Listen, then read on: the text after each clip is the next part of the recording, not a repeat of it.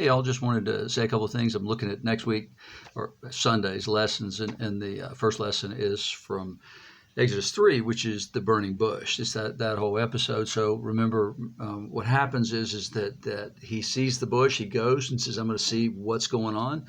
This is an interesting sight. There's a bush that's on fire, but it's not being consumed or burned up by the fire. Didn't make sense. Had an Old Testament professor named Alan Ross, super guy, brilliant man. I couldn't begin to hold a candle to him, unbelievable. Had him for a class in Exodus, actually. Did 50 hours of lecture when we first went up there because it was a week-long thing. We went up and we were going to do this every day for 7, 8 hours. And as we went up there, my buddy Tom Whittle and I were talking, and it was like, oh my gosh, this is brutal to even think about listening to somebody lecture for that long every single day on Exodus. Well, we got into class. First question was a guy who was a priest. He said, we had a syllabus, and he had already gone through it. He said 10% is the outline of the book, which you were supposed to do before you went there, kind of prove that you read it and you were really familiar with the material. And then the 90% of the grade was going to be based on a paper that we had to write at the end of it, right? So this guy raises his hand. He says, "Hey, just got one question from you. Does what percent is class participation?" Alan looked at him. He says, "You're not good at math, are you?" He says, 10% here, 90% there. I don't know what you want. So, but it was fantastic. We didn't want him to stop. We got to the point where we were irritated when people stopped him and asked him questions, because what you have to say is nowhere near as important as what interesting as what Alan has to say. So when he talked about this burning bush thing, one of the funny things was that he said he's led tons of groups out into the wilderness from outside of Israel, and said that he's heard people say over time, this happens. It's a natural phenomenon in the wilderness that bushes catch on fire like this. And he said, yeah, it is. That's the reason Moses went to see this particular one. He said, let's go see why it's burning but not being burned up. So it's all kinds of stuff like that. He says, people will say, oh, yes, there's places where the rock formation forms over water, and you can strike that rock and water comes out. He said, I've seen it. I actually have. About enough to fill a Dixie cup. Not enough to feed there to water 600,000 people and their animals. So it's just that kind of, that's liberal scholarship, right? That's debunking the Bible.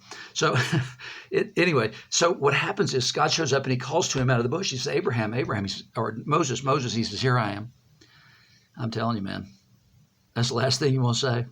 The reason I say that is because there's one other place before that it happens. Abraham. Yeah, here I am. Yeah, take your son, your only son, the one you love. Take him to this mountain I'm going to show you, and sacrifice him to me there. Another place where it shows up, Isaiah's praying in the temple in Isaiah 6, sees the cherubim flying around, holy, holy, holy, sees the Lord high and lifted up, seated on his throne. And God says, who shall I send? Who will go for us? Isaiah says, here am I, send me. He says, cool, we'll do that. But we need to know this. It's going to be a fruitless journey. It's not going to do any good. You're just going to go talk, and you're going to say all these prophetic things, but they're not going to care. They're not going to listen. So we got child sacrifice and pointless mission. It's not pointless, though, because in the end, it fulfills God's plan, and it allows God to judge his people because they've been told. They were informed. They can't say we were innocent and we were uninformed. No, I told you. You wouldn't listen, but I told you. So here, what do we get?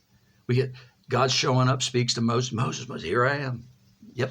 So God makes this wonderful announcement. I've seen the problems my people are having in Egypt. I've heard their cry. It's come to me. I've come down to deliver them from Egypt. Cool. And then he repeats it again. I've heard it and I've seen it. And now come, I'm sending you to deliver them. And you can just imagine Moses' response is like, well, wait, you said you had come down to deliver them. I was all for that. I was excited about that. I tried to do this years ago, about 40 years ago. I tried to kind of be their deliverer. It didn't turn out too well. That's the reason I'm out here tending sheep for my father-in-law at the foot of the mountain, out in the middle of nowhere. Here am I, answering God's call. Means he's probably got a difficult thing for you to do. But the good news is he said he'd be with you all the way. So always, always say yes to God's call, no matter how difficult the job is, because he will be with you so long as you're about the business that he sent you to do.